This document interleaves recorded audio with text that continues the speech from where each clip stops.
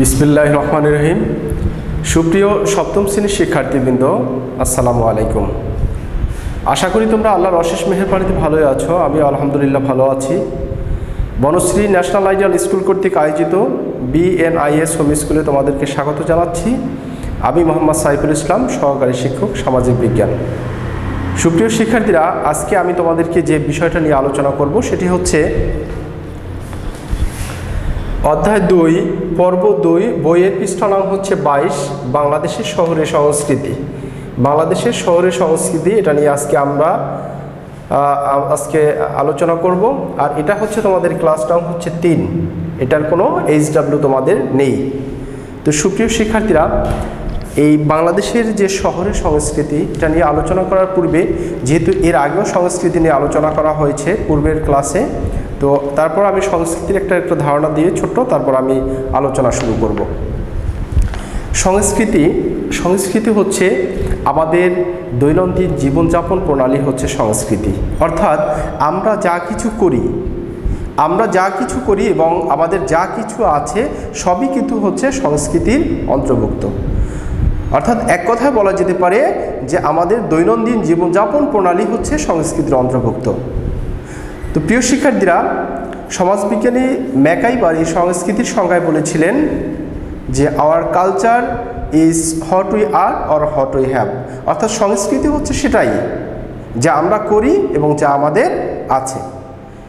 তো এখানে আমরা আলোচনা করব যে এর আগে তোমাদের আলোচনা করা হয়েছে যে বাংলাদেশের গ্রামীণ সংস্কৃতি নিয়ে আলোচনা করা হয়েছে। আজকে তোমাদের শহরের সংস্কৃতি নিয়ে আলোচনা করা হবে। যে বাংলাদেশের এই শহুরের সংস্কৃতিকে সাধারণত দুটি ভাগে ভাগ করা হয়েছে।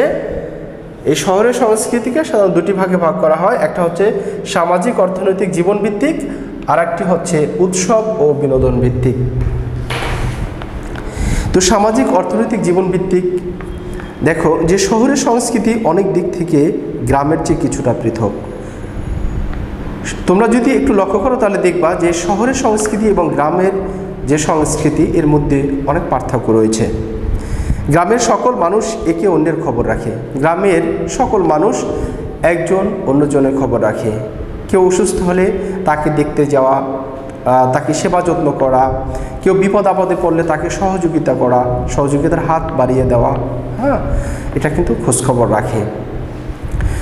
আর যেটা শহরের আসলে খুবই কম, এই যে একটা বন্ধন, এই যে একটা খোঁজখবর রাখা, এটা আসলে শহরে খুবই কমই দেখা যায়। গ্রামের তারপর হচ্ছে বিভিন্ন অনুষ্ঠানে তারা একত্রিত হয়। বিভিন্ন অনুষ্ঠান, যখন কোনো অনুষ্ঠান বা উৎসব হয় তখন কিন্তু গ্রামের মানুষ সবাই মিলে সাধারণত সেই অনুষ্ঠানটি সম্পন্ন করে থাকে। তার সেখানে সামাজিক যে একটা বন্ধন, সেই সামাজিক বন্ধনটাও অটুট। এই কারণে গ্রামীণ জীবনে সামাজিক বন্ধন বেশ অটুট।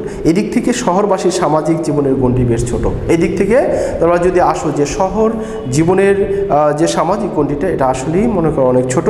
যেমন দেখবা যে একই দালানে থেকে, একই বিল্ডিংয়ে আমরা আছি, একই বিল্ডিংয়ে থেকে এই পাশের ফ্ল্যাটে মনে করো যে আমাদের প্রতিবেশী রয়েছে, তাদের সাথে কিন্তু আমাদের তেমন কোনো যোগাযোগ তাদের হয় না, তাদের সাথে তেমন কোনো খোঁজখবর আমরা রাখি না বা রাখা হয়ে ওঠে না। এমনকি তারা যদি কোনো অনুষ্ঠান এর আয়োজন করে বা বড় ধরনের কোনো ধরনের উৎসব অনুষ্ঠান আয়োজন করে, তারপরেও কিন্তু তারা এই পাশের ফ্ল্যাটে থেকে বছরের পর বছর থেকেও কিন্তু আমরা তাদের সেই অনুষ্ঠানে দাওয়াত পাই না বা তাদের সেই অনুষ্ঠানে যেতে পারি না। তো এছাড়া এমনকি যদি সে পাশের ফ্ল্যাটে মনে করো কোনো লোকও যদি মারা যায়, তারপর কিন্তু আমরা সাধারণত সেটা জানতে পারি না। যেটা আসলে এই গ্রামের যে সংস্কৃতির চেয়ে সম্পূর্ণই আলাদা। শহরে শিশুরা যার যার বাড়িতে বা ফ্ল্যাটে একা একা বড় হয়। শহরের যে শিশুরা যার যার ফ্ল্যাটে বা বাড়িতে, সেখানে বসেই কিন্তু সে সাধারণত একা থাকে, সেখানে কিন্তু বড় হয়ে ওঠে। শহরে খোলা মাঠ পাওয়া কঠিন। শহরে সাধারণত খেলাধুলা করার যে মাঠ, এটা আসলে নেই বললেই চলে। তাই শহরে শিশুদের খেলাধুলা ও ছোটাছুটি করা অনেক সময় সম্ভব হয় না। তাই যার কারণে এই মাঠের অভাবে কিন্তু যে বাচ্চারা সবাই একসাথে মিলিত হবে, খেলাধুলা করবে, যে সেটা কিন্তু সাধারণত হয়ে ওঠে না। যে শহরের মানুষ যার যার পেশা নিয়ে ব্যস্ত থাকে, শহরের মানুষ যে যার পেশা নিয়ে শেষ ব্যস্ত থাকে। কেউ শিক্ষকতা পেশা আছেন, কেউ বড় বড় অফিসে চাকরি করেন, কেউ ডাক্তারি, কেউ হচ্ছে ব্যবসা বাণিজ্য করেন, কেউ হচ্ছে শিল্প প্রতিষ্ঠান পরিচালনা করেন।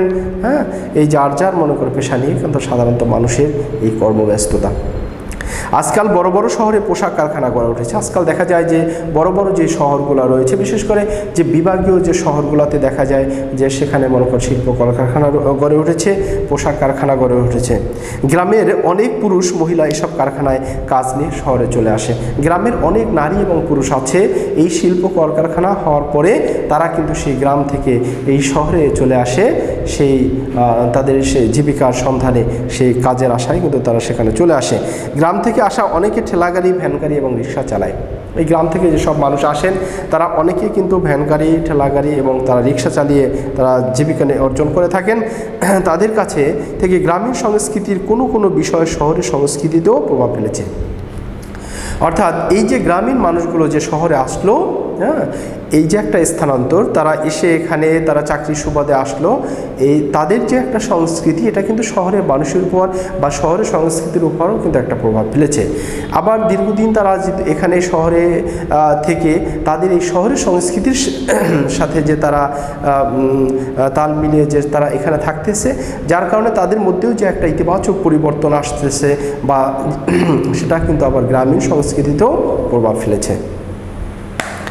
ভাত মাছ মাংস খেলেও শহরের মানুষের খাবারে কিছুটা ভিন্নতা রয়েছে। ভাত মাছ মাংস খেলেও, ভাত মাছ মাংস যদিও খায়, এই শহরের মানুষের খাবারে কিছুটা ভিন্নতা রয়েছে। শহরের মানুষও অনেকে সাধারণত ফাস্ট ফুডের দোকানে যেয়ে থাকেন, তারা ফাস্ট ফুডের খাবারই সাধারণত বেশি খেয়ে থাকেন, যেমন স্যান্ডউইচ, বার্গার, হ্যাঁ, আরও অনেক খাবার যে রিচ ফুডগুলো রয়েছেন, তারা সেগুলো কিন্তু বেশি আসলে অভ্যস্ত। শহরের মানুষ পোশাক পরিচ্ছদের অনেক বৈচিত্র্য এবং চাকচিক্য রয়েছে। শহরের মানুষের পোশাক পরিচ্ছদের মধ্যে সেখানে অনেক বৈচিত্র্য রয়েছে, অনেক চাকচিক্য রয়েছে। আধুনিকতার যে মনে করা ছাপ তাদের পোশাক আশাকেই কিন্তু সেটা বিদ্যমান। আর গ্রামে দেখা যায় সেখানে গ্রামের যে মানুষগুলো রয়েছেন তারা কিন্তু সাধারণ পোশাক পরিধান করতে সাধারণত অভ্যস্ত। এরপর খ নম্বরে যে পয়েন্টটা রয়েছে সেটা হচ্ছে উৎসব ও বিনোদন ভিত্তিক। শহরে বাস করা বিভিন্ন ধর্মের মানুষ গ্রামের মানুষের মতোই ধর্মীয় উৎসব উদযাপন করে থাকেন। এর বাইরেও কোনো কোনো উৎসব শহরে কিছুটা ভিন্নভাবে পালিত হয়। শহরে পহেলা বৈশাখ, পহেলা ফাল্গুন অনেক বেশি জাঁকজমকের সাথে পালন করা হয় থাকে। তোমরা যদি দেখো যে শহরে পহেলা বৈশাখ রয়েছে, পহেলা বৈশাখটা সাধারণত খুব জাঁকজমকভাবে পালন করা হয়ে থাকে। এরপর পহেলা ফাল্গুন রয়েছে, সেটা খুব জাঁকজমকভাবে পালন করা হয়, ঠিক আছে, 14ই ফেব্রুয়ারি পালন করে থাকে। তারপরে শহরে তোমার হচ্ছে পহেলা বৈশাখ, তারপরে পহেলা ফাল্গুন এগুলো পালন করে থাকে। তারপর 14ই ফেব্রুয়ারি সেটাও তারা মনে করো এভাবে পালন করে। তারপর হচ্ছে 31st নাইট, যেটা তো শহরের মানুষগুলো সাধারণত পালন করে থাকে। 21শের বইমেলা এখন কিন্তু সেখানেও উৎসবের মতো উদযাপন করা হয়। 21শের বইমেলা যেটা রয়েছে সেখানে কিন্তু একটা উৎসবের মতো একটা পরিবেশ সেখানে মনে করো দেখা যায়। টেলিভিশন এবং সিনেমার পাশাপাশি যে মঞ্চ নাটক রয়েছে, মঞ্চ নাটক দেখানো শহরের মানুষের কিন্তু আর একটা অন্যতম বিনোদন। প্রিয় শিক্ষার্থীরা, এই যে দুটি পয়েন্ট, একটি হচ্ছে সামাজিক অর্থনৈতিক জীবন ভিত্তিক, আরেকটি হচ্ছে যে উৎসব ও বিনোদন ভিত্তিক। হ্যাঁ, এই দুটো তোমরা ভালো করে মনে করে দেখবে, এই ভিডিওটা দেখবে। ইনশাআল্লাহ তো সবাই পরবর্তীতে অন্য কোনো টপিকস নিয়ে তোমাদের সামনে হাজির হয়ে যাব। এবং তোমরা সবাই ভালো থাকো, সুস্থ থাকো। আল্লাহ হাফেজ।